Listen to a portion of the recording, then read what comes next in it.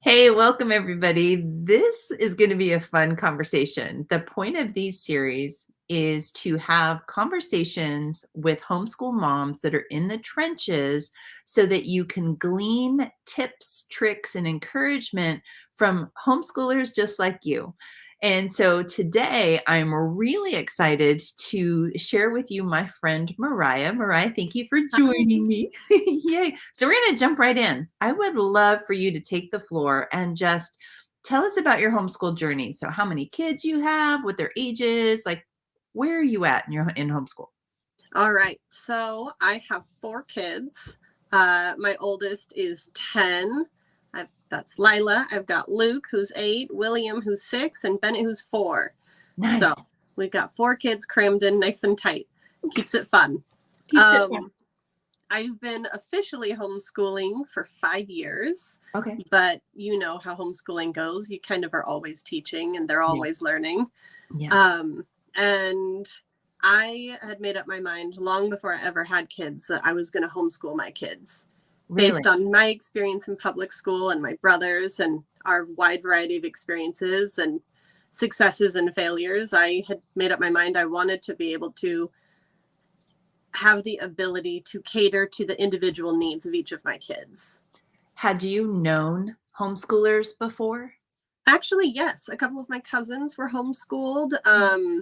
And we had some different friends that were homeschooled growing up. And I actually went to college, and several students were running start students in some of my gen ed classes and got to know them and their experiences. So I'd at least had some contact with those in the homeschooling world growing up.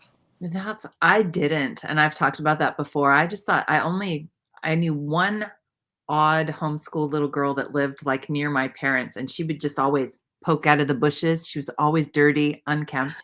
She was the only homeschool kid I had ever known. And then another homeschool family that I knew, they had the opposite of an ideal family setup. So in my head, I thought weird and broken. No, and I didn't want to do that. So I'm thrilled that you had like a good footprint. Yeah, and I did see the gambit of a little odd and then very, very well put together, smart, articulate, well-educated kids. Right. So I did also get to see the spectrum. Nice. So, yeah. So as far as what you do in homeschool, are you a curriculum follower? Do you make your own stuff? Like, how would you explain what you do for homeschool? So I'm a little bit of both. Right. So we actually joined and are part of Classical Conversations, which has their own community and their curriculum, which I absolutely adore. Some very good friends of ours were already part of their community. They've got 5 kids and they have been homeschooling always. Right. And they're a bit ahead of us. Their youngest 2 are turning 13 this year. So it's like they're like just ahead of us. So I've been able to learn a lot from them. Perfect. And they were already in the community, and I was reaching out going, we love the results that we're seeing. We were actually, my husband and I were the youth group leaders for her oldest boys. Nice. And we were like, we like what we're seeing here. What'd you guys do? And we're just going to copy you. I have to, okay, so I'm going to just pause right there, because that is so key. If you're going to be looking for advice or counsel from anybody, it is so good to look for people that have the fruit that you want. Yes, totally. So important, because there's so many voices out there and so much noise, and everybody knows what you should do, but the proof is in the pudding, right?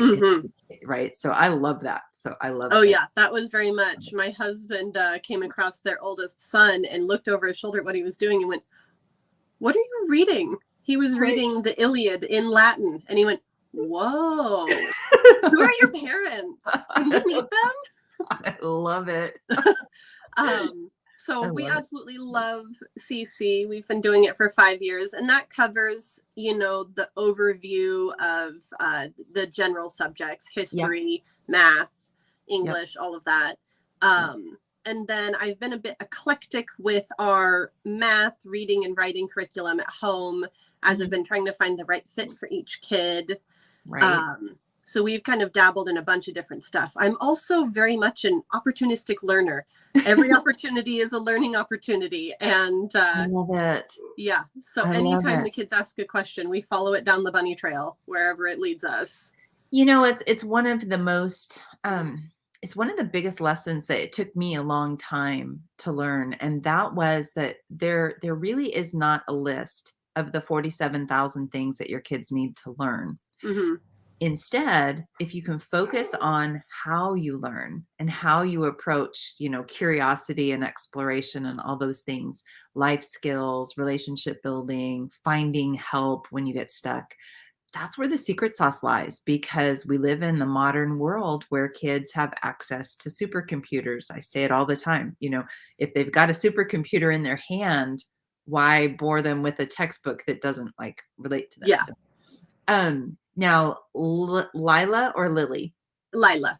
So Lila's 10. Yes.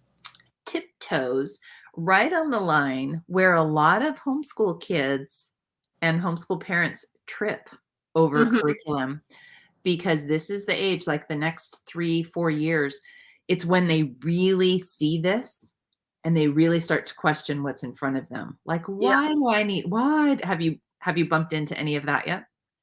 Not too much. She actually is a very enthusiastic learner. So Love she it. is just hungry to learn, and she has always been that way. It's her nature.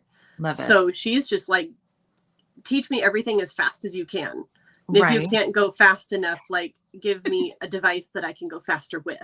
I love it. I love it. So, but I also love with the classical conversations, they have the next level of curriculum for the older elementary students that really, I was very nervous about starting it this year because I didn't know what I was getting myself into. Right. But it has been really wonderful and has opened up a whole new level of learning. Nice. And I definitely will have to figure out kind of what the next couple of years is going to look like, especially in the mathematics department. And with the essentials program, they take a lot of the writing and reading stuff, and that's included. So I'm less worried about that. Nice. Well, and math is one of those things, unless your kids are mathematicians, just focus on the basics is like what I always tell people, because you can't hold a mathematician down. I know I tried. Like only one of my sons is a mathematician, and the other ones, they were very content to do basic fundamental arithmetic. That's all they needed, right? Because we've got historian, musician, whatever. They didn't need calculus. They didn't need all that higher math. But our one mathematician, boy, you just couldn't keep him down. He was a running start student. And for anybody that doesn't know what that is, in the state that we live in, you can take your last 2 years of high school with your first 2 years of your associate's degree. Yeah. So you graduate with a high school diploma and your associate's degree. Yeah. You don't have to do all of it, but I had 4 kids go through that program, and it's a fantastic program if it's the right fit for you. Yeah, it saves money and it saves duplication, right? Yeah. You only have to take those. So it was really great. But okay, resources. Are you a homeschooling Olympian? Yes, I am. So besides that, so I want you to tell people about Olympians in a second, but what would you consider to be your, besides CC, what are your favorite homeschooling resources? So actually, I found your page very early on, before I was even, officially homeschooling, as I was just trying to find and gain knowledge on what the heck I was supposed to do. Right. I just had the one kid to start with, and had several more tinies at the beginning, and I had no idea what to do. And the hugest tool that helped me so much kind of focus where we needed to go was your master homeschool goals. My husband and I actually sat down and wrote them out, and we have them written. I have a notebook with them in it, and I reference them at the beginning of each year to be like, okay, reminder, this is where we're going. Reminder. It's so important because it's so easy to get sucked into, oh my gosh, yes, grade 7 or this benchmark or this thing, and so master homeschool goals, for anybody that is just like, what do you mean master homeschool goals? They're the answer to the question, by the time my kids graduate high school, what do I want them to know? It's very different than what grade, what 12 things do I want my kids to master in 7th grade, right? It's falling in love with reading. What are your master homeschool goals? So we want them to be excellent communicators. We want them to be proficient in their basic mathematics. Yes. And then go beyond if necessary. We want them to be thoroughly educated in life skills, because it is shocking how many people reach adulthood and have no idea how to do the basics. We've watched it with so many of our peers. Yes. It's wild. Oh gosh, I'd have to go back and look at some of the other ones. No, but that's huge right there, because I think Yeah. that gives like a bird's eye view, and everybody's slightly different as far as what their master goals are. The reality is that, like you said, excellent communicator. Yes. That could mean so many things. That means standing in front of a group and, addressing a group about something that you're learning or studying. It could be writing a comment on a social media platform. Yeah. It could be writing an email, creating cover letters for a resume. There's so much to it. Yeah. But there's that lens of, well, what does excellent communication mean? Right. Yeah. So that And for us, it's a little of all of it, because we, Yeah. well-spoken, well-written, Yes. carry themselves well, be able to do kind of any of it. It's something that my husband highly, highly values. And so we really wanted that to be important with the kids. And it gives kids, your kids are still young. Yeah. So these are goals that by the time they graduate high school, right? Because some kids will take longer to develop the skill of being able to be an excellent communicator. It takes long for some of the kids. But what happens when they get to college or after, they stick out like sore thumbs. It's like, like they're able to have an articulate conversation with people of all ages and stages. They're able to be interested and engaged. And it's just a beautiful, beautiful thing. So that's awesome. So you found A Better Way to Homeschool Facebook page? Yeah, I found that. Gosh, you hadn't had that up and running for very long. I was in pretty early on when you were starting that up. So that must have been like, it's grown a lot in the last few years. Yes. So but I've been active out there. I joined 6, maybe 7 years ago. Wow. Yeah. Either I'm old or I've just been around the block a few times. I love it. I love it. So besides me, is there any other things that you would recommend? Mostly just finding other moms that are just a little older than I am, whose kids are a little older than I am. I have a couple of friends that I'm close with that are a few steps ahead of me, that I pick their brains all the time. I love it.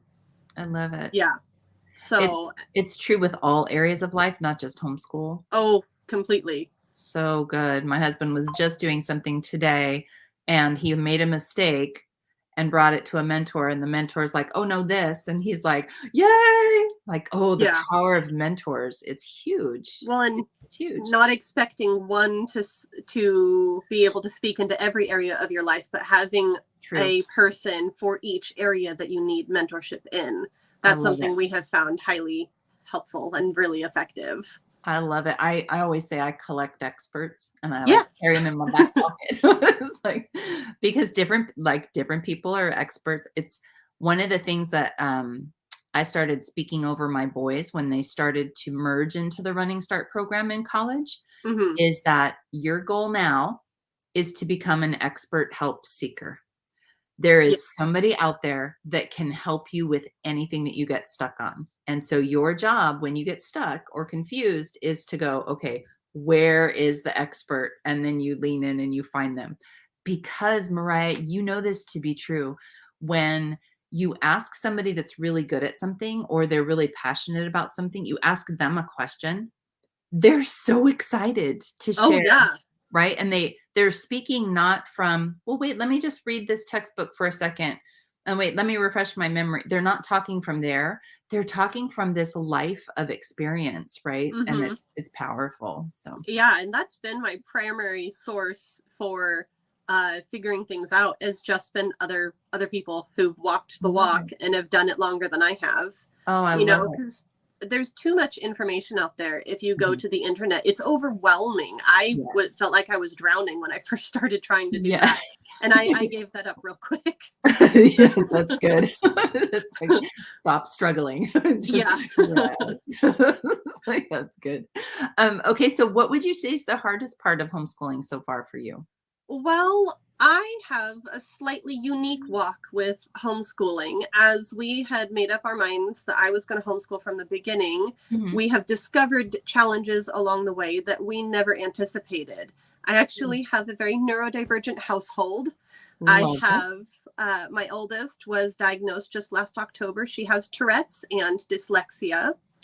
So we are walking through, figuring that out and addressing it. I knew she'd struggled with reading. Reading was an absolute headache and was probably one of our hardest things. Right. Until I put it all together and went, because she didn't fit, the textbook diagnosis. Right. So she had to go actually see someone to get diagnosed. But we started an intervention program that is specifically designed for dyslexic students, and it's been fantastic. Super excited for it. Nice. It's only been a few weeks. So, and then my second oldest is autistic. So trying to find, and he is a very busy, active, sensory seeking child. So finding ways to keep him engaged while he's learning has been an adventure. The sitting, the bouncing, the climbing. We take spin breaks. We take run around, hang outside, wrestle breaks. Like perfect. Whatever it takes. Sometimes he'll lounge upside down. Sometimes we don't do school in one part of the house. We kind of move based on who needs to be sitting where, and they're all spread out in their various manners. I love the freedom that homeschool allows. Yeah. Because there's nothing wrong with either of your kids. No. There's nothing wrong. They need to be met where they're at. And that's, I have the freedom to do that. If we weren't homeschooling from the beginning, I bet we probably would have been now. Yeah. Because of the struggles that they would have faced, that we have faced, but have been working through without it being like this whole negative thing that's, drug us down. Yeah, exactly. My youngest is dyslexic, and he's undiagnosed dyslexic and ADHD, but it's his superpower. It's like, it truly is a superpower. And I was able to speak that over him all the time. It's like, your brain is just not wired the same way that everybody else is. You take in information differently. So we need to be creative with how we give your brain information. He didn't read till he was 10. And currently right now, this is funny because he's at university, he's 18, and Mariah, he decided to take French. And that's awesome.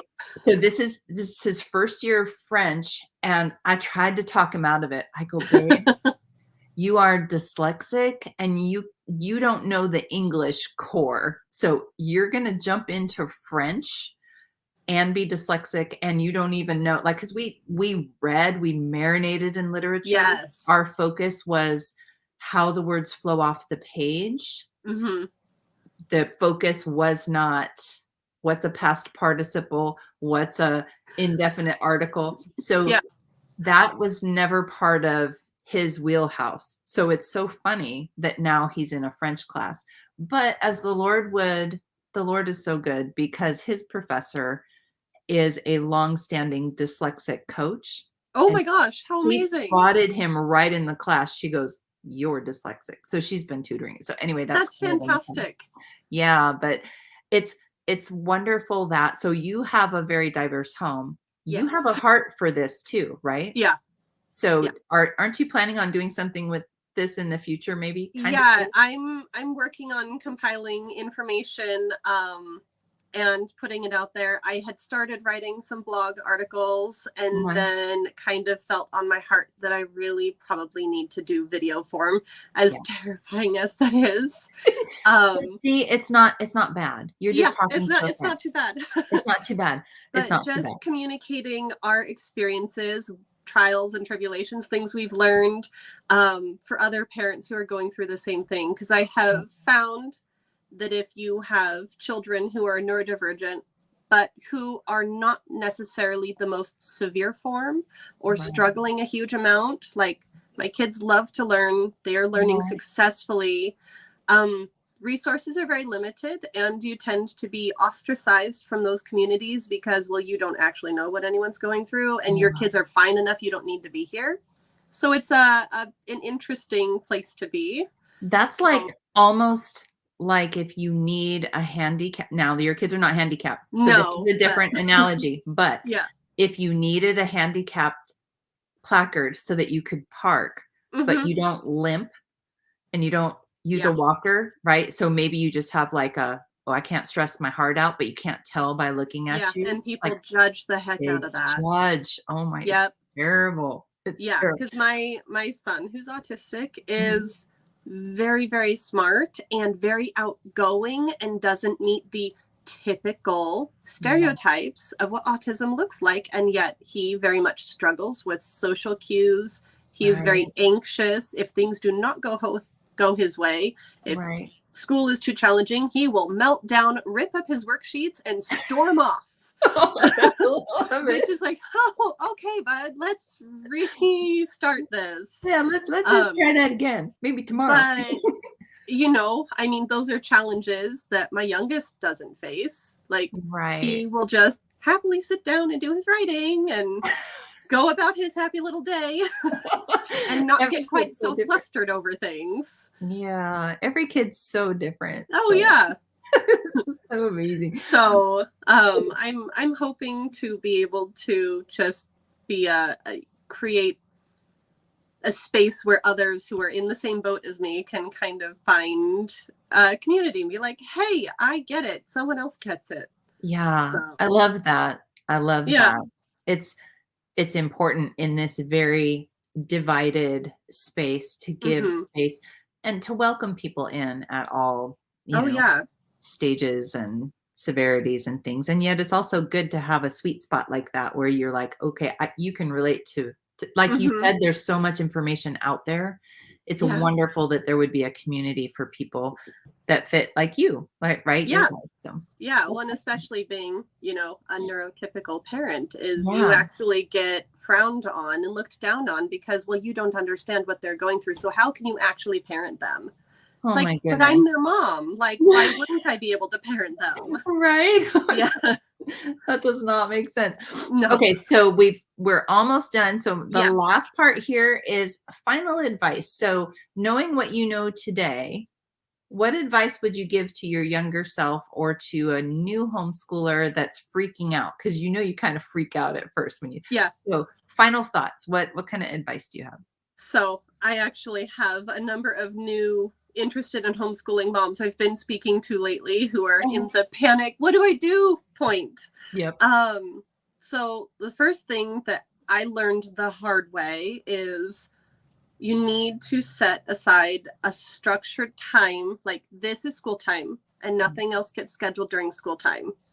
Because I made the mistake of thinking, oh, it's homeschool. It can just fit in with our lifestyle. So I'm just going to fit it in wherever it fits. And yet it would, as the day would go on, things would happen and things would come up. And then by the end of the day, it's bedtime. And I'm like, I'm a terrible mom. Nothing has gotten done today when it came to schooling. And then it would go to like weeks and weeks of that. And I'm like, I need to rethink this through. And kind of something that you had talked about is don't get so caught up in trying to meet everyone's expectations, what they're doing. And you're not public schooling at home. Right. You're not trying to hit a checklist of things. Right. That was something that it's so easy to get sucked in on. Yeah. I even caught myself doing it last year, and I wasn't a newbie. Yeah. We were determined to finish our workbook because I've been doing for the basics these scholastic workbooks from Costco. They're fantastic for the basics. Yep. But I had it in my head that we were going to finish every page, and my kids were just like, oh.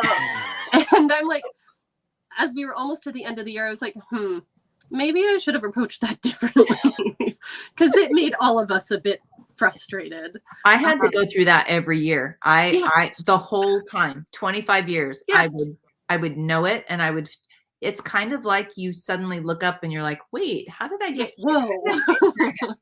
Okay, so you gotta, like, put the brakes on and take a breath. Yes. Yeah. So those were definitely the two big lessons I learned. And then, if something doesn't work, stop.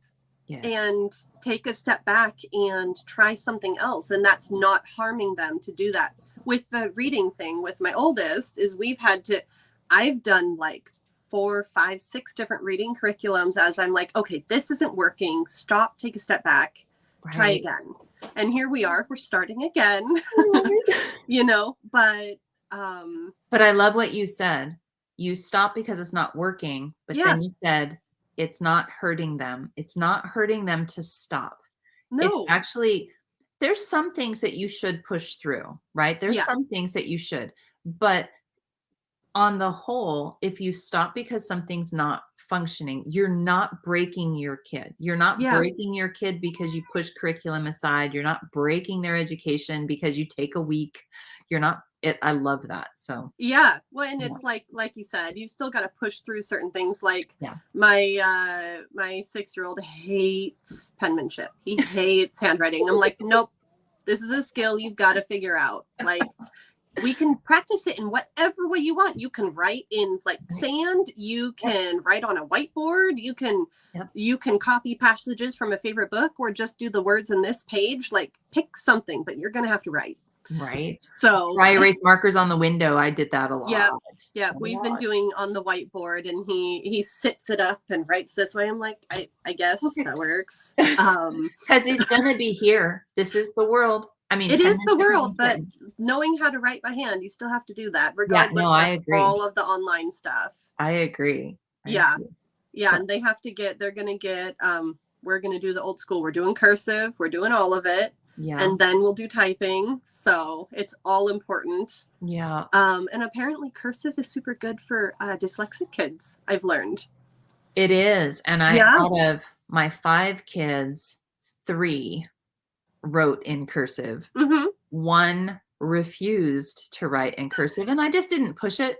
Yeah. And then the other one, he's 20, he's almost 21. He's still, if I want to write in code, I just write in cursive. That child cannot read cursive. It's so funny. But he's my scientist. So he gets me everywhere else. But scientists, they've got the doctor handwriting. It's all of them. It doesn't matter which realm of science they're in. They all have basically illegible handwriting. I don't know what it is. I don't know what it is. So any final thoughts before I probably don't be afraid. Like, anyone can learn how to do this, and you just learn right alongside your kids, even if you don't know. Yeah. And that has been so fun. Like, I have filled in gaps in my education as I've been teaching the kids. Like, gosh, wish I had learned this one time. Right.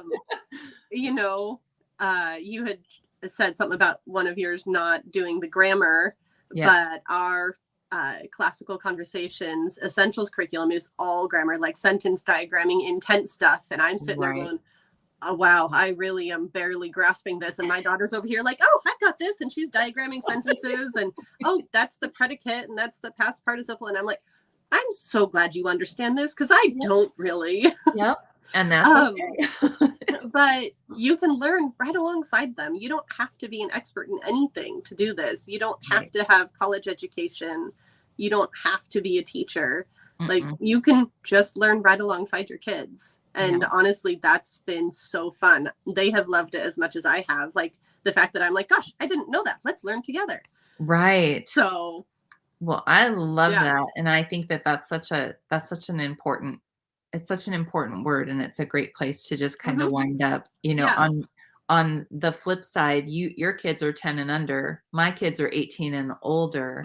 And I can tell you that learning right alongside with your kids, staying teachable, staying curious, staying excited about what the kids are doing, it's contagious. Yeah. And they continue to be curious. They continue to be lifelong learners, and they thrive. They just absolutely thrive. It's a beautiful thing. So yeah, you can get them to be engaged and learn anything if you're super excited about it. Yeah, it's so true. And like you said, if it's broken, you change it, right? If it's not working, you just change it. So yeah. Yeah. Well, Mariah, thank you so much for joining me. Yeah, I know thanks for having me. I know so many moms and dads are going to be so encouraged by this conversation. So thank you very much. So, and Yeah. everybody else, tune in. We will do more interviews with more moms in the trenches, and I'll see you soon. All right. Thanks. Bye, Bekki.